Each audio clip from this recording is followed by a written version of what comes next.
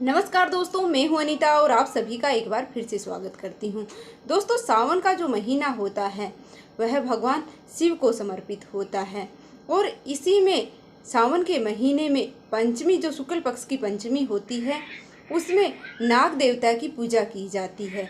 तो इस बार यह तिथि है वो 9 अगस्त को मनाई जा रही है। 9 अगस्त के दिन नाग पंचमी का जो त्यौहार है वो मनाया जाएगा। इस दिन नागों की पूजा है वो की जाती है, नाग देवता की पूजा की जाती है। अगर आप नाग देवता की पूजा नहीं करते हैं तब भी आपको एक कटोरे में दूध है वो एकांत में अवश्य ही रखना चाहिए। किसी भी पात्र में आप नाग देवता के लिए दूध है वो रख सकते हैं। इससे भी अगर आपकी कुंडली में कोई दोष है, काल सर्प दोष है या फिर कोई भी दोष है, तो उससे आपको मुक्ति है वो मिल जाती है। तो उसके लिए आपको एक कटोरे में दूध है वो अवश्य ही रखना चाहिए।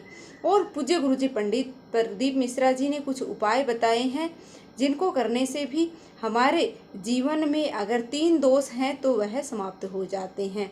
तो गुरुजी पंडित प्रदीप मिश्रा जी ने बताया है कि अगर हमारे घर में वास्तु दोष है या पितृ दोष है या फिर काल सर्प दोष है किसी की भी कुंडली में, तो हमें कौन से उपाय हैं वो करने चाहिए। तो गुरुजी पंडित प्रदीप मिश्रा जी ने बताया है कि अगर हमारे घर से 1 लोटा जल जब हम लेकर जाते हैं और भगवान शिव को समर्पित करते हैं, भगवान शिव को अर्पित करते हैं, तो उससे 3 तरह के दोष हैं वो समाप्त होते हैं।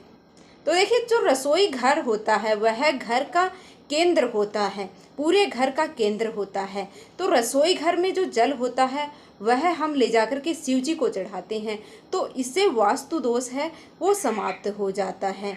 और दूसरे नंबर है कि पितृ दोष के लिए घर से जो मटका होता है, जो प्रिंडा होता है, वह पितरों का स्थान माना जाता है। तो उस स्थान पर, पितरों का जो स्थान होता है, उस स्थान पर हम जल है वो भर करके रखते हैं। और अगर आप वह जल भगवान शिव को अर्पित करते हैं तो प्रेंडे से जल चढ़ाने पर जो पितरों का देवता है आर्य, वह भगवान शिव के कहने पर ही चलता है। तो वह जल है वो पितरों को प्राप्त हो जाता है और उससे अगर हमारे घर में पितृदोष है, किसी कुंडली में पितृदोष है, तो वह समाप्त हो जाता है। तो यह उपाय भी हमें रोज़ भी हम कर सकते हैं या फिर आप सावन के महीने में तो यह उपाय है वो अवश्य रूप से ही आपको करना चाहिए।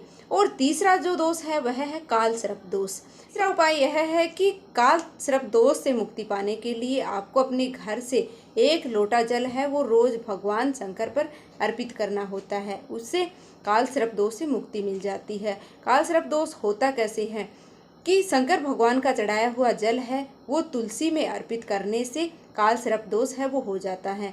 अगर कोई महिला है वो गर्भवती है और वह भगवान शंकर, गणेश जी उनको नहला करके और उसका जो जल है वह तुलसी के पौधे में डाल देती है, तो उससे जो बच्चा होता है, गर्भ में जो शिशु होता है, उसके ऊपर, उसकी पत्रिका में है वो काल सर्प दोष आ जाता है। तो यह 3 उपाय हैं वो गुरुजी पंडित प्रदीप मिश्रा जी ने बताए हैं। तो उम्मीद है कि आपको यह पसंद आए होंगे। अगर वीडियो थोड़ी सी भी पसंद आई है तो प्लीज़ वीडियो को लाइक करके और चैनल को सब्सक्राइब अवश्य कर लेना।